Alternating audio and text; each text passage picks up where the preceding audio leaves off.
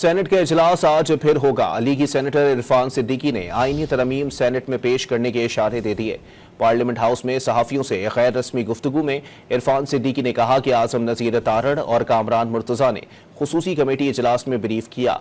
ये इम्कानात जाहिर किए गए कि मुजव्वज़ा आईनी तरमीम पर 80 से 90% काम हो गया।